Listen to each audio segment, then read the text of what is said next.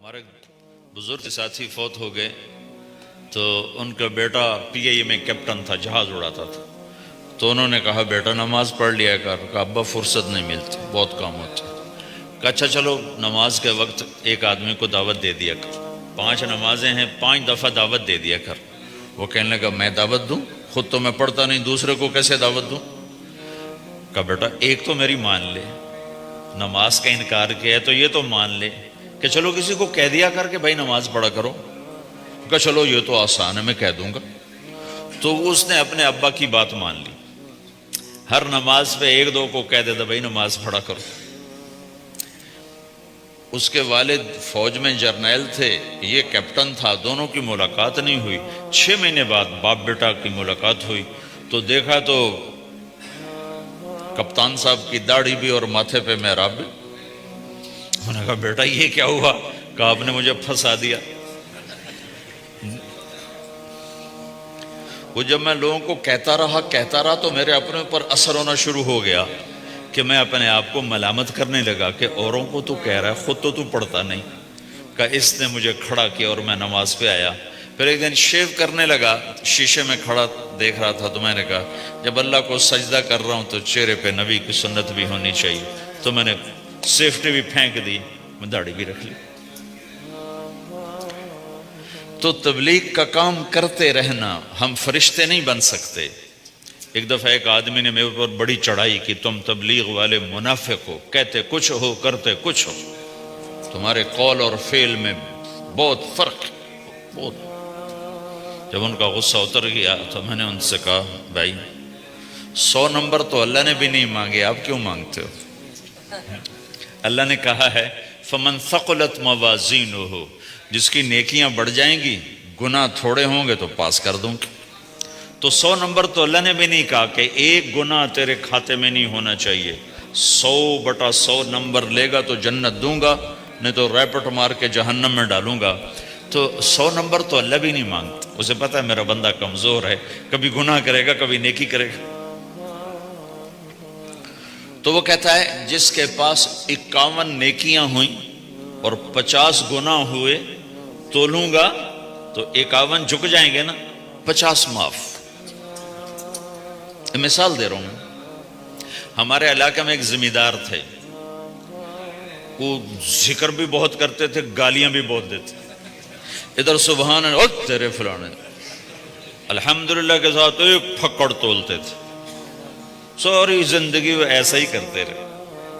جب وہ فوت ہو گئے تو کسی نے ان کو دیکھا تو انہوں نے پوچھا کہ میاں صاحب آپ کے ساتھ کیا ہوا؟ آپ تو گالیاں بہت دیتے تھے.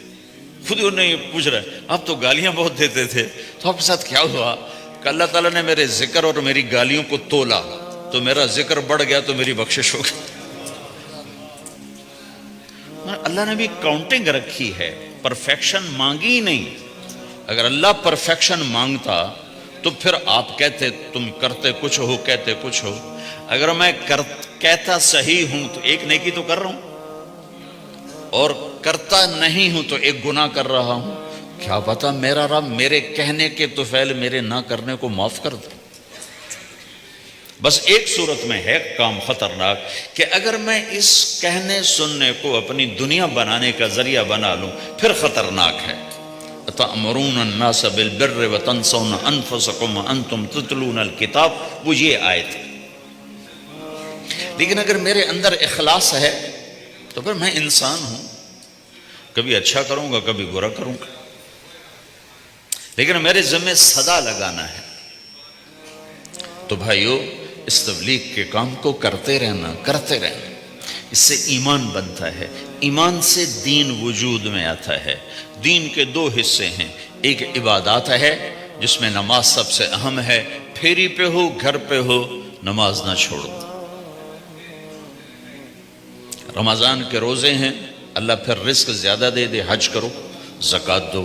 لیکن عبادات بڑی محدود ہیں اور اس میں کثرت اللہ نے مطالبہ بھی نہیں کیا، بلکہ اللہ تعالیٰ نے اس میں اعتدال ہی کو پسند فرمایا ہے. اللہ تعالیٰ نے ہمارے نبی لمبی نمازیں پڑھتے تھے تو اللہ تعالیٰ نے روک دیا کہ ما انزلنا علیک القرآن لتشقی، میرے نبی میں نے تمہیں قرآن اس لیے نہیں دیا کہ تو لمبی لمبی نمازیں پڑھ کے تھکتا رہے، درمیانہ چل درمیانہ چل۔ اللہ کے نبی نے تبلیغ میں زیادہ زور دکھایا تو اللہ نے اس پر بھی کہا فَلَا تَذْهَبْ نَفْسُكَ عَلَيْهِمْ حَسَرَاتٍ، اتنا غم نہ کیا کر کہ تو خود ہی ہلاک ہو جائے، مات نہیں، ایسا نہ کر۔ تو عبادات محدود ہیں اور اس میں اعتدال مطلوب ہے۔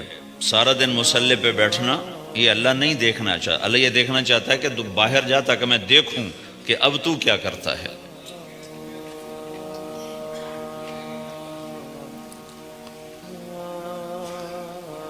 دوسرا حصہ اس کا اخلاقیات ہے، آپس کی معاشرت ہے۔ دین جو اثر انداز ہوتا ہے وہ معاشرت سے اثر انداز ہوتا ہے، عبادت سے نہیں، عبادات سے نہیں۔ عبادت تو مسجد کے اندر ہے یا مصلی پر گھر کے اندر ہے، روزہ اندر کی چیز ہے، حج بیت اللہ میں ہے، زکوٰۃ مسلمان کو دی جاتی ہے۔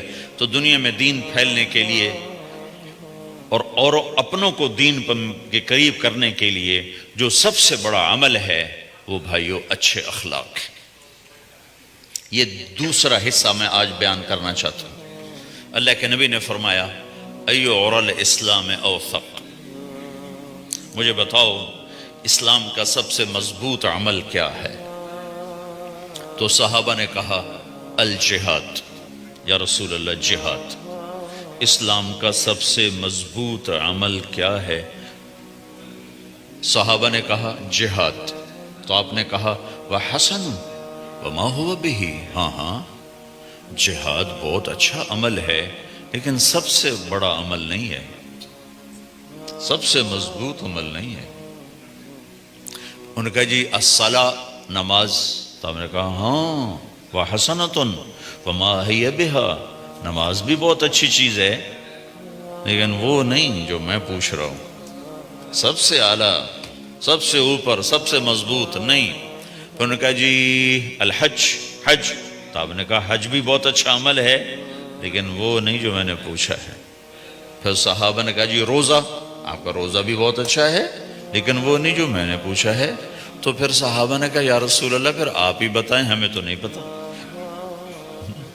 تو ہمارے نبی عبادات سے اوپر لا رہے ہیں، اپنے ساتھیوں کو عبادات پہ قائم کر دیا۔ ہر آدمی نمازی بن چکا ہے، ہر آدمی روزے دار بن چکا ہے، ہر آدمی مالدار زکوٰۃ دینے والا بن چکا ہے، اور ہر آدمی حج کا جذبہ پیدا کر چکا ہے۔ اب آپ ان کو اخلاق پہ لانا چاہتے ہیں، چونکہ اسلام کی تکمیل اخلاق سے ہے۔ اسلام کو تشبیہ دی گئی ہے گھر کے ساتھ، بنی الاسلام علی خمس، تو بنیا کا لفظ عمارت پر بولا جاتا ہے۔ تو اسلام کی بنیاد میں ہے کلمہ، نماز، روزہ، حج، زکوٰۃ۔ اگر اس مسجد کی بنیادیں بھر دی جائیں تو اس کو مسجد تو نہیں کہیں گے نا، ہاں جی بنیادیں ڈال دی ہیں، چھت ڈالنی ہے، جب چھت پڑے گی تو پھر یہ مسجد کہلائے گی۔ تو اسلام کی بنیاد قائم ہو چکی تھی، اب آپ چھت ڈالنا چاہتے تھے۔ چھت کیا ہے؟ وہ اچھے اخلاق ہیں، تو اب آپ ان کو اوپر لا رہے ہیں، اوپر لا رہے ہیں۔ تو آپ نے جب پوچھا تو انہوں نے وہی کہا جو انہوں نے ابھی سیکھا تھا، نماز، روزہ، جہاد، حج، لیکن آپ نے سب کی نفی کر دی، نہیں یہ بھی نہیں، یہ بھی نہیں، یہ بھی نہیں، یہ بھی نہیں۔ اچھا یا رسول اللہ آپ بتائیں۔ تو آپ نے فرمایا ان اوثق عرى الاسلام الحب للہ والبغض للہ، اسلام کا سب سے مضبوط عمل وہ آپس میں اللہ کے لیے محبت کرنا ہے۔ اسلام کا سب سے مضبوط عمل وہ آپس میں اللہ کے لیے محبت کرنا ہے۔ اسلام کا سب سے مضبوط عمل وہ محبت ہے، اللہ کے لیے بغض ہے، اللہ کے لیے محبت ہے، یہ اسلام کا سب سے مضبوط عمل ہے۔ تو بھائیو یہ چھوٹا سا معاشرہ اسلامی بن جائے، اس کے لیے بنیاد میں نے پہلے بتا دی، اب چھت بتا رہا ہوں، وہ ہیں اچھے اخلاق۔ اللہ تعالیٰ نے جب ہمارے نبی نے نماز لمبی پڑھی تو اللہ نے کہا درمیانی پڑھو، میں نے ابھی بتایا۔ تبلیغ میں دکھ زیادہ جھیلا تو اللہ نے کہا درمیانہ چلو۔ لیکن جب اللہ کے نبی نے اخلاق بلند کیے، اخلاق، تو اس پر بھی اللہ تعالیٰ فرماتا میرے نبی ذرا اتنا نرم نہ ہو، تھوڑا سا سختی دکھا، آنکھیں دکھا۔ تھوڑا شوشاں کر ہیں تو میرے رب نے کیا کہا؟ واہ، میرے رب نے آپ کے اخلاق کی جیسی تعریف کی ہے آپ کے کسی عمل کی ایسی تعریف نہیں کی۔ نماز کو کہا معتدل، اعتدال، دعوت کو کہا اعتدال، اور اخلاق کو کیا کہا؟ انک لعلی خلق عظیم، اور اس کو طاقت پہنچائی قسم اٹھا کے نون، پھر قسم اٹھائی قلم کی جو علم کا ذریعہ ہے، والقلم وما یسطرون، مجھے قسم ہے قلم اور اس کی تحریر کی، ما انت بنعمت ربک بمجنون وان لک لاجرا غیر ممنون۔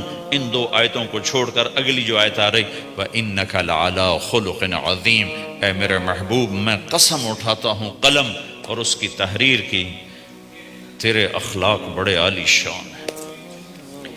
یہ نہیں کہا تیرے اخلاق بڑے عالی ہیں، انک لعلی، علا، علا کا یہاں بہت عظیم الشان کردار ہے۔ علا یہ بتا رہا ہے کہ اے میرے نبی جتنے اخلاق تصور کیے جا سکتے ہیں وہ سب تیرے تابع ہو چکے ہیں، اور تو ان پہ سوار ہو چکا ہے، تو ان پہ چھا چکا ہے۔ علا چھا جانے کے لیے ہوتا ہے کہ تمام اخلاق تیرے غلام ہو چکے ہیں۔ ایک دفعہ آپ نے فرمایا اچھے اخلاق 360 قسم ہیں، 360 قسم، 360 صفات کا مجموعہ اچھے اخلاق۔ کوئی ایک صفت کسی کو مل گئی تو جنت میں چلا جائے گا۔ تو ابو بکر رضی اللہ عنہ سامنے بیٹھے تھے، کہنے لگے یا رسول اللہ افی منہا شیء، ان 360 میں کوئی میرے اندر بھی کچھ ہے؟ تو آپ نے کہا تیرے اندر سارے کا سارا، کوئی کمی کوئی نہیں، پورے۔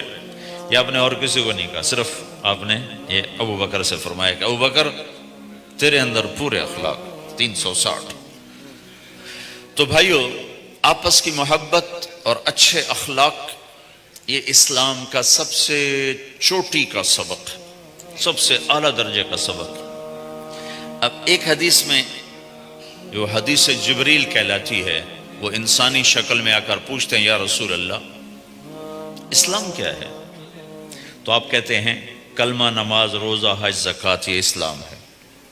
یہی سوال اب آخری حج کا موقع آ چکا ہے، اب اسلام 9 سال آگے، 10 سال آگے جا چکا ہے اور اس کی شکل مکمل ہو چکی ہے۔ تو عمر بن عبسہ رضی اللہ تعالیٰ عنہ یہ آخری حج کے موقع پر آپ سے ملتے ہیں اور آ کر یہ آپ سے پوچھتے ہیں یا رسول اللہ مل اسلام؟ سوال ایک ہے، مل اسلام؟ شروع میں مدینے کے داخلے کے شروع میں جبریل انسانی شکل میں آتے ہیں اور کہتے ہیں مل اسلام، اسلام کیا ہے؟ تو آپ کہتے ہیں کلمہ، نماز، روزہ، حج، زکوٰۃ۔ اب یہی سوال 10 سال کے بعد یا 9 سال کے بعد عمر بن عبسہ کہتے ہیں یا رسول اللہ مل اسلام، اسلام کیا ہے؟ تو اب جواب سنو، آپ نے فرمایا اطعام الطعام وطیب الکلام، میٹھا بول بولنا اور کھانا کھلانا۔ کسی سے میٹھا بول بولنا کتنا عظیم ہے میرے نبی کی، میرے اللہ کی بارگاہ میں، کہ آپ نے فرمایا ابتسامک فی وجہ اخیک صدقہ، تو اگر کسی مسلمان کو ہنس کے مل لے تو یہ بھی تیرے لیے صدقے کا ثواب ہے، صدقہ لکھا جائے گا۔ جبریل کہتے ہیں یا رسول اللہ مل ایمان، ایمان کیا ہے؟ تو آپ فرماتے ہیں اللہ کو ماننا، فرشتوں کو ماننا، نبیوں کو ماننا، کتابوں کو ماننا، تقدیر کو ماننا، موت کے بعد کی زندگی کا اقرار کرنا، ان تؤمن باللہ وملائکتہ وکتبہ ورسلہ وبالبعث بعد الموت، یہ ہے ابتدائی جواب۔ اب یہی سوال عمر بن عبسہ کرتے ہیں 9 سال کے بعد یا رسول اللہ مل ایمان، ایمان کیا ہے؟ تو آپ نے فرمایا الصبر والسماحہ، صبر کرنا، معاف کرنا۔ سوال ایک ہے، جواب 2 ہیں، کیوں کہ جگہ اور نوعیت بدل چکی ہے۔ ابتدائے اسلام ہے تو عبادات بتائی جا رہی ہیں، انتہائی اسلام ہے تو اخلاق بتائے جا رہے ہیں کہ اے عمر، ایمان کیا ہے؟ صبر کرنا، معاف کرنا، صبر کرنا، معاف کرنا۔ تو بھائیو، جو ہمارا معاشرہ بنے گا اسلامی، گھر میں باہر، وہ بنے گا اچھے اخلاق سے۔